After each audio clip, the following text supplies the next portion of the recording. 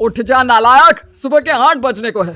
तुझे एग्जाम नहीं देना क्या? थोड़ी देर और सोने दीजिए ना पापा। तू उठता है या फिर मैं तेरे ऊपर पानी फेंकूं? रोज गधों की तरह सोता रहता है, पेपर की कोई टेंशन ही नहीं है। और एक हमारा समय था जब हम पेपर में फेल होने के डर से रात भर पढ़ा करते थे, सो ही नहीं पाते थे। तो क्या आप उसका बदला मुझसे लेंगे? मैं 15 मिनट बाद उठ जाऊंगा, आप प्लीज जाइए, मुझे डिस्टर्ब मत कीजिए। इतना कहकर रौनक रजाई ढककर फिर से सो जाता है।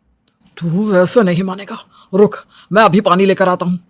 बस फिर क्या था, इतना कहकर वो भागते हुए बाथरूम में जाते हैं और पानी की एक बड़ी सी बाल्टी लाकर रौनक के ऊपर फेंक देते हैं। पानी पड़ते ही रौनक झट से उठ जाता है। ये आपने क्या किया पापा? अब तू उठेगा नहीं तो यही करना पड़ेगा ना। वैसे थैंक्स डैड, आपके कारण ना अब मुझे नहाने की भी जरूरत नहीं पड़ेगी। चलिए अब आप माँ से बोलकर मेरे कपड़े निकलवा दीजिए, तब तक मैं ब्रश कर लेता हूँ। वैसे कल ना आप एक काम और करना, नहलाने के साथ साथ मुझे ब्रश भी करवा देना। ये ब्रश करने में ना मुझे बहुत आलस आता है। रौनक की बातों से अरविंद का मुंह खुला का खुला रह जाता है। वो अपनी पत्नी कमला के पास जाता है और रौनक की हरकतों के बारे में बताता है, जिसे सुन उसकी पत्नी हंसने लगती है। तुम अपने बेटे को समझाने के बजाय हंस रही हो। रौनक बच्चा है, धीरे धीरे सुधर जाएगा, आप क्यों उसके पीछे पड़े रहते हो? अभी नहीं सुधरेगा तो कब सुधरेगा? 10वीं क्लास में है रौनक, वो अब कोई बच्चा नहीं रहा। अरविंद की इतना बोलते ही वहाँ रौनक भी आ जाता है। क्या डैड, मैंने आपको एक काम दिया था, वो भी नहीं हुआ आपसे। अरे क्या हुआ बेटा? माँ, मैंने डैड से बोला था कि वो आपको बोलकर मेरे स्कूल की यूनिफॉर्म निकाल दे, लेकिन मेरे पीछे पड़ने के अलावा इनसे एक काम ढंग से नहीं होता। देख रही हो कमला, देख रही हो अपने लाडले को? अरे आप चुप रहिए जी। चलो बेटा, मैं तुम्हें कपड़े निकाल कर दे देती हूँ बस। ऐसे ही साल पर साल बीतते जाते हैं, लेकिन रौनक के रवैये में कोई बदलाव नहीं आता। वो पहले से भी ज्यादा आलसी और पूरी तरह अपने माता पिता पर निर्भर हो जाता है। 2 साल बाद पता नहीं कहाँ गायब रहता है पूरे दिन, अब तक तो आ जाना चाहिए था। अरे आप इतनी फिक्र क्यों कर रहे हैं उसकी?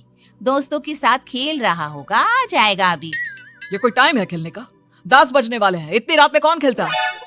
कमला कुछ कहती उससे पहले ही रौनक वहाँ आ जाता है। मम्मी जल्दी से खाना लगा दो, बहुत भूख लग रही है।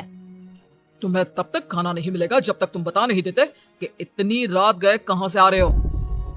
ओ प्लीज डैड, अब आप इसी पे प्रद्युमन बनकर मेरे सर पर बंदूक लेकर मत बैठ जाना।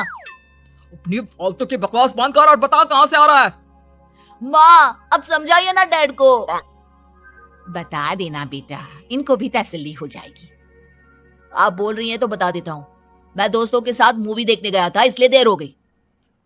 तो इन सब चीजों में मेरे पैसे उड़ाता है? कभी 1 रुपया कमाने के बारे में सोचा है तूने? जब देखो हवा की तरह पैसे उड़ाता रहता है। माँ अब आप इन्हें चुप करा दीजिए, वरना ना मुझे गुस्सा आ जाएगा। अच्छा क्या कर लेगा? बता ना क्या कर लेगा तू? वैसे बात तो ठीक ही है, मैं कर ही क्या सकता हूँ, पैसे तो फिर भी मैं आपसे ही मांगूंगा ना। चलिए अब ये सब बात छोड़िए और मम्मी मेरे लिए खाना लगा दीजिए। अभी लगा देती हूँ बेटा। मैं बता रहा हूँ कमला, एक दिन ये ऐसे ही बिगड़ जाएगा। उफो, आप क्यों इतना पीछे पड़े रहते हो मेरे बच्चे के?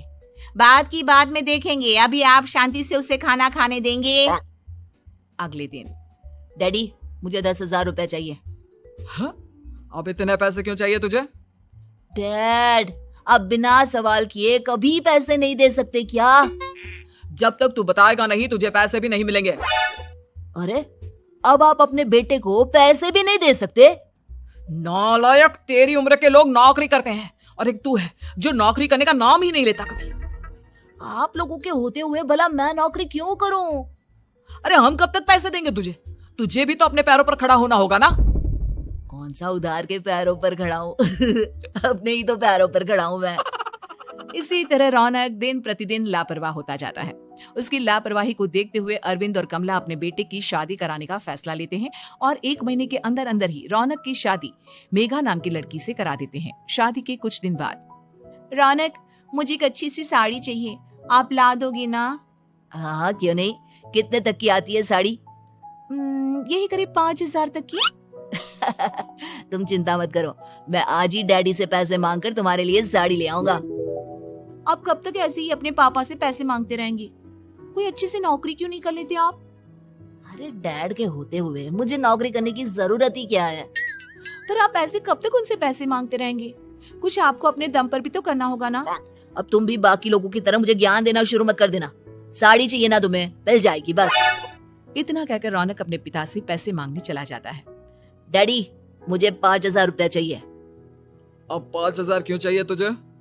वो मेघा को साड़ी चाहिए थी। अरविंद आगे बिना कुछ कहे चुपचाप उसे पैसे निकाल कर दे देता है। कुछ दिन बाद तुम्हें नहीं लगता कमला, रौनक हम पर पहले से भी ज्यादा डिपेंड हो गया है? मुझे तो अब उसके भविष्य की चिंता होने लगी है। कल को हमें कुछ हो गया तो वो क्या करेगा? काश तुमने पहले ये सोच लिया होता तो आज हमारा बेटा इतना लापरवाह नहीं होता। तब मुझे कहाँ पता था कि मेरा लाड प्यार उसे इतना बिगाड़ देगा कि वो इस हद तक लापरवाह बन जाएगा। कोई बात नहीं, अभी भी देर नहीं हुई। मुझे पता है उसे कैसे सुधारा जा सकता है। कैसे? अरविंद कुछ कहता उससे पहले रौनक वहां आ जाता है और पैसों के लिए हाथ फैलाने लगता है। डैड मैं और मेघा बाहर घूमने जाना चाहते हैं। अरे वाह, ये आज सूरज कहाँ से निकला है? Dad please. अच्छा चलो अब मुद्दे की बात करो। मुझे अब 25,000 चाहिए। अब तुम्हें 1 रुपया भी नहीं मिलने वाला। अगर तुम्हें पैसों की इतनी ही जरूरत है तो कोई ढंग की नौकरी कर लो। मम्मी आप कुछ कहिए ना डैड को। बेटा वो गलत क्या बोल रहे हैं? ये सब हम तेरे भले के लिए ही तो कर रहे हैं। मम्मा मैंने बताया ना आपको, मुझे नहीं करनी कोई जॉब वॉब। तो ठीक है, निकल जाओ हमारे घर से। तुम्हारे जैसे लोगों के लिए मैंने ये घर खड़ा नहीं किया है। जितना ये घर आपका है ना उतना ही मेरा भी है। मैं कहीं नहीं जाने वाला। जाना तो पड़ेगा ही तुझे, क्योंकि अब मैं तेरा कोई भी खर्चा नहीं उठाने वाला। ठीक है मत उठाइए मेरा खर्चा, मैं अपने दम पर भी जी सकता हूँ। तो बेशर्मों की तरह अब तक यहाँ क्यों खड़ा है? अपना सामान ले आओ, निकल जाए यहाँ से। रौनक पैर पटकते हुए वहां से चला जाता है। घर से निकालना जरूरी है क्या उसे?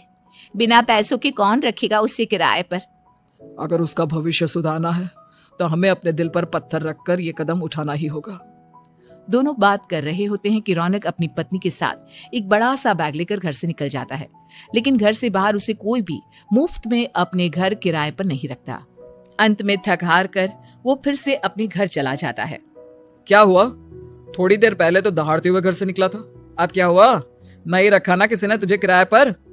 डैड प्लीज, मैं कुछ दिनों में कोई अच्छी सी नौकरी शुरू कर दूंगा। आप तब तक तो हमें रख लीजिए प्लीज। सुबह से रात हो चुकी है लेकिन कोई हमें रखने को राजी नहीं है। अब आप ही बताइए, इतनी रात को मैं मेघा को लेकर कहाँ जाऊंगा? ठीक है, बहू की वजह से मैं तुझे घर पर रख रहा हूँ, लेकिन तू इस घर में एक बेटे की नहीं बल्कि एक किराएदार की हैसियत से रहेगा। 3 महीने है तेरे पास। इन 3 महीनों के अंदर अंदर मुझे तेरी पहली तनख्वाह हाथ में चाहिए, समझ गया? पक्का डैड, इन 3 महीनों के अंदर अंदर तो कोई बढ़िया सी नौकरी ढूंढ ही लूंगा मैं। ऐसे ही धीरे धीरे समय बीतने लगता है और अरविंद के दिए 3 महीनों में से 2 महीने बीत चुके होते हैं। पापा जी ने हमें 3 महीने दिए थे, जिसमें से 2 महीने तो बीत चुके हैं। अब ये आखिरी महीना बचा है। अरे तुम चिंता मत करो, आज मेरा ना 2 जगह इंटरव्यू है, दोनों में से कहीं ना कहीं तो जॉब लगी जाएगी। अच्छा, all the best. Raunak interview के लिए निकल जाता है, जिसके बाद शाम में रौनक घर आता है। कैसा गया इंटरव्यू? आपकी नौकरी लगी या नहीं? अरे पहले सांस तो ले लेने दो अच्छे से। बताइए ना, मुझसे तो जरा भी इंतजार नहीं हो रहा है। वो दरअसल बात यह है कि मेरी नौकरी तो लग चुकी है लेकिन पैसे बहुत कम है। कितने पैसे हैं? 15,000।